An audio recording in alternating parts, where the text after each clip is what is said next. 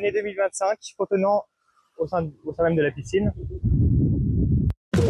Si vous me suivez depuis quelques temps, vous savez que je suis un amant d'espionnage. Des origines du colonel Passy à la nomination de Nicolas Lerner en passant par Bernard Bajolet et Émier, de la CIA au CNI en passant par le KGB et l'ISI, l'histoire des services secrets du monde entier, un peu de secret pour moi. Aujourd'hui, pour ce nouvel épisode sur le Phénix, laissez-moi vous raconter l'histoire d'agents secrets qui ont changé et révolutionné l'histoire de leur pays. Au programme, le colonel Passy, ou comment on l'appelle, du 18 juin 1944, a donné naissance au BCRA, ou l'ancêtre de la DGSE.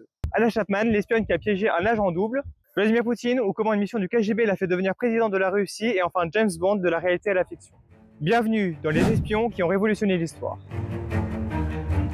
Nous sommes en France en juin 1944, en pleine guerre mondiale, quand André de Varvin se bat corps et âme pour sa patrie au sein de la deuxième compagnie d'électromécaniciens envoyée sur le front en Angleterre. Le général de Gaulle craint l'avancée du Führer allemand et convoque le militaire à Paris. Sa mission est la suivante, créer un service de renseignement et d'espionnage afin de piéger les nazis et leurs dirigeants. Mais attention, il y a des conditions. 1. De Varvin ne dispose d'aucun budget. Ça commence bien. 2. Pour éviter les fuites du projet international, il ne dispose d'aucun ouvrier, juste un collaborateur, Manuel André. Et 3. Comme vous le savez, il a une deadline très limitée. Sans réfléchir, il s'exécute et pour brouiller les pistes, il se crée un pseudonyme. Désormais, il s'appelle Colonel Passy. Tous les deux, ils construisent le Bureau Central de Renseignement et d'Action Militaire, le BCRAM, qui deviendra très rapidement le BCRA. Parce que c'est secret, j'imagine. Ainsi, Passy et Manuel remportent la Seconde Guerre mondiale par le biais du renseignement et de l'espionnage, mais lynchés par de nombreuses critiques sans fondement. De Varvin qui sort son poste de DG en 1945 et mettra fin à ses jours le 20 octobre 1998. Par la suite, le BCRA deviendra le ZEC, puis la DGSE. Aujourd'hui, personne au sein du gouvernement mortier n'a oublié tout le travail du fondateur du service, ni même aucun de ses sacrifices. Un reportage avait même été consacré en début d'année 2025 au sein même de la piscine pour les 80 ans du gouvernement mortier, contenant des témoignages de sa petite fille.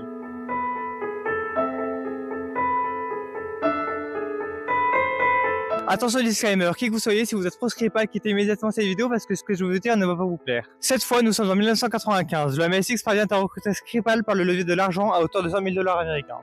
L'espion russe travaille officiellement pour le GRU où il gravit les échelons en étant officieusement à la source de Britannique jusqu'en 2004 où il finit par être détecté par le contre-espionnage russe. Il sera alors immédiatement arrêté sur ses terres et sera condamné à 15 ans de prison dont il tentera de s'échapper à plusieurs reprises, notamment grâce à l'aide de sa fille. En 2010, il fera l'objet d'un échange entre FSB et CIA et trouvera refuge à Londres. Mais c'est pas fini. En 2010, le capitaine Poutine, oui, le futur président, convoque son meilleur élément pour un peuple machiavélique comme on les aime. Il demande à Anna Chapman des illégaux, ou la version russe du bureau des légendes, d'aller séduire Skripal. Entre nous, il y a plus compliqué, et le plan se déroule ainsi. 1. Skripal tombe effectivement amoureux. 2. Ils vont manger au restaurant. 3. Trop aveuglé par ses sentiments, l'agent double finit par se laisser empoisonner. 4. Mission réussie pour le canon humain, désolé pour le terme. Et enfin 5. Le décès passe officiellement pour un arrêt cardiaque. Et sa fille, me demanderez-vous, assassiné par un autre agent russe avec la parapluie comme on les aime.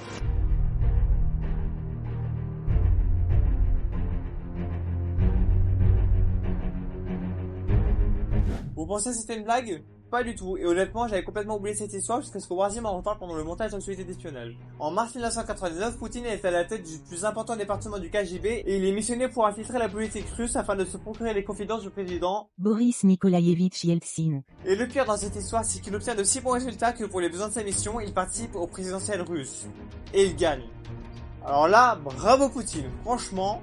Enfin, si on veut. Ensuite, Poutine se prend malgré lui au goût du pouvoir, et la suite, vous la connaissez. Le seul prêt à payer fut que, pour les besoins de son nouveau poste, il dut démissionner du KGB qui deviendra instantanément le FBR.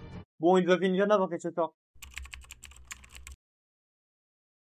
Avant d'être le Daniel Craig qu'on lui connaît au cinéma britannique, James Bond était un véritable espion d'Opio, en Côte d'Azur. De son véritable nom d'Osko Popov, il était beaucoup plus proche de Malotru en réalité, mais il avait une manière assez singulière de se présenter. Zovemse Popov, d'Osko Popov.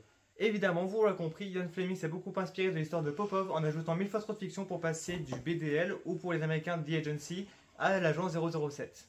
C'est à présent la fin de cette vidéo, j'espère qu'elle vous a plu. Si c'est le cas, vous pouvez liker, commenter, partager, vous abonner. On se retrouve très prochainement pour une nouvelle vidéo sur le poète fantôme, et sans journée à vous. Prenez soin de vous, peace!